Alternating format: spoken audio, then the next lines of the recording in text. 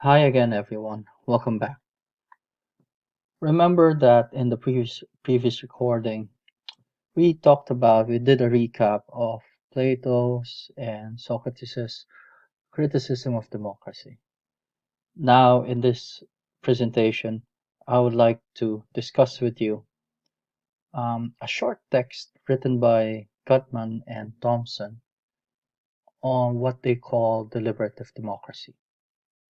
Later on, probably in a separate video, I'm going to explain your homework to you. Okay? So actually, there's you can look for the text what deliberative democracy means. It should be on Teams, okay, attached to the homework I'm giving you. But here I'm going to give you an overview. This is a kind of summary of that text. By the way, the text is only 3 pages long. You can read it, definitely read it in one sitting. So I advise you to do so. It's quite interesting. Now, what is deliberative democracy? First of all, before we really get into that, into the four features of deliberative democracy, just a kind of backgrounder. So, it is the idea that in decision making, we are required to justify our views, to provide uh, justification, grounding, or arguments to support our views, our claims, our statements, okay, and the decisions that we make. These justifications, um, pieces of evidence, supporting argumentation, they're not only for us, but more importantly, we present them to our fellow citizens. This idea of deliberative democracy is rooted in the philosophy of Jürgen Habermas, contemporary German philosopher. So, according to this philosopher, the source of political legitimacy, so your right to govern, your right to rule, is the collective judgment of people. But that means that, in order for us to arrive at a collective judgment, we have to engage in a process of deliberation. So we're not only talking about the popular will, we're not only talking about what the majority wants, but also at the same time practices of deliberation. And if we're talking about practices, if we're talking about actions, things that we could do and repeat, engage in regularly. So that also includes institutions, spaces, actual physical spaces where it's possible to do these things, and opportunities for citizens to participate, okay, to be part of the political discourse.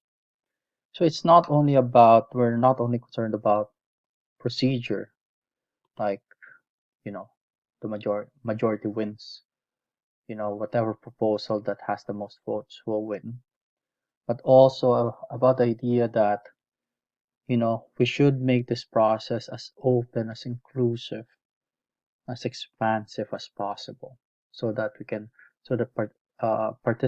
people can actually participate and talk about things that matter to them. Now, moving along, deliberative democracy has four characteristics according to Thompson and Gutmann. Okay, first of all, it is a process of reason giving. So you make a proposal, you make a suggestion, you take a position, but at the same time, you have to provide a reason for that position. Okay, so how, for instance, you're talking about certain issues. You're talking about how to distribute, how to use taxpayer money. So on which goods do you want your money to be spent? Okay, which services need to be prioritized? Okay, if you say, for instance, oh, we have to prioritize schools, then you have to give arguments supporting that claim.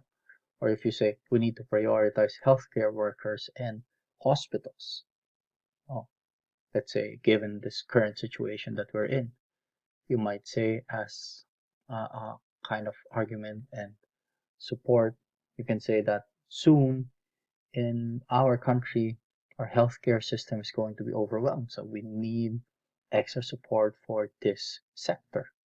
Okay.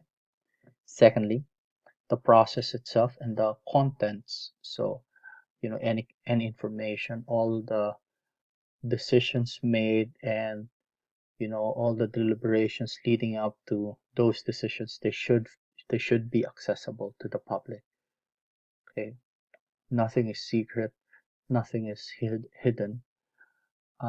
In principle, the public should be able to access these information and these deliberations if they wish, if they wanted to.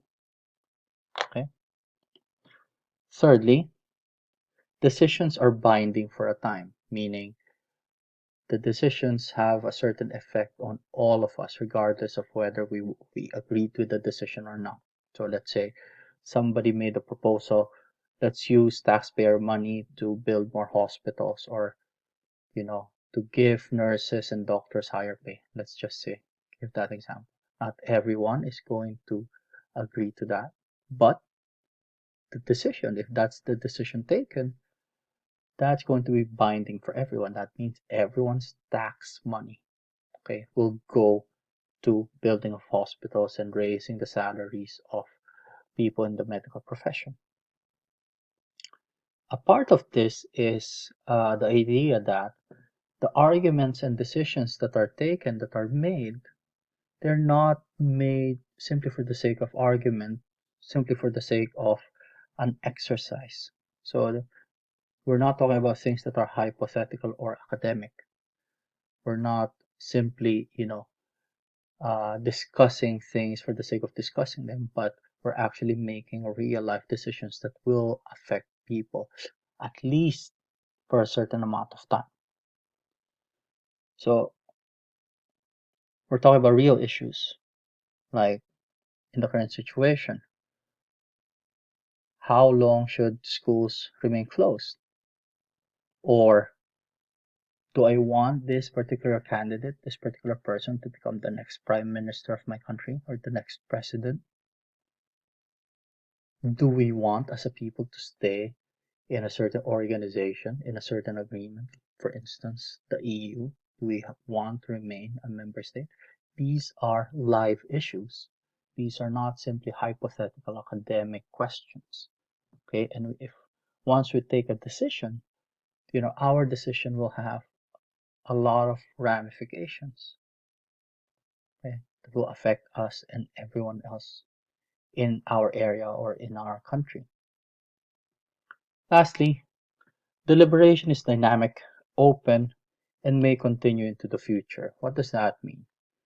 Well, it means that human understanding, our capacity for thinking, and our decision making are imperfect. We don't see everything, we don't understand everything, and we can only make decisions based on the best knowledge that we have. We might still be mistaken. Okay, that means further information can come to light in the future. Information that might suggest that our original decision was actually mistaken, was the wrong one. Secondly, you might have the fact that not everyone agrees with the decision, and they might, at a certain point in time, they might want to overturn that original decision.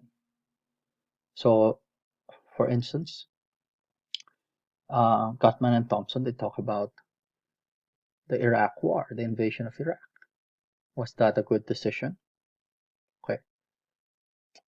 George W. Bush decided this was the way to go if we're going to counter terrorism, if we're going to keep our country safe.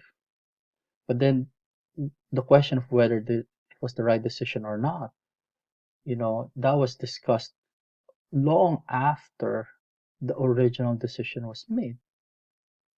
And so, you can understand that after, even during and after the time of George W. Bush, people still, people had had a conviction that the U.S. troops, U.S. military forces had to withdraw from the country that they invaded. So there were people who wanted to overturn the original decision.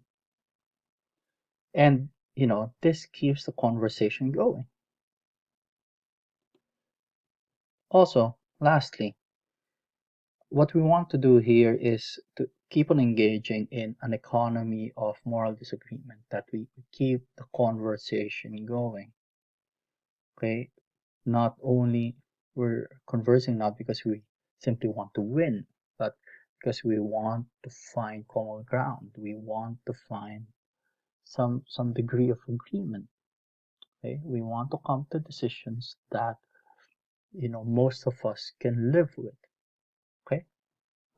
So this is what deliberative democracy means, at least according to Amy Gutmann and Dennis Thompson in their text, What Deliberative Democracy Means. So you can understand that it's a more positive, more contemporary, more positive, and more substantial, in a way, understanding of democracy compared to that of Plato. Okay, definitely this is at the same time a kind of endorsement of democracy. Okay, I hope all of that was clear, and I'll see you in the next presentation.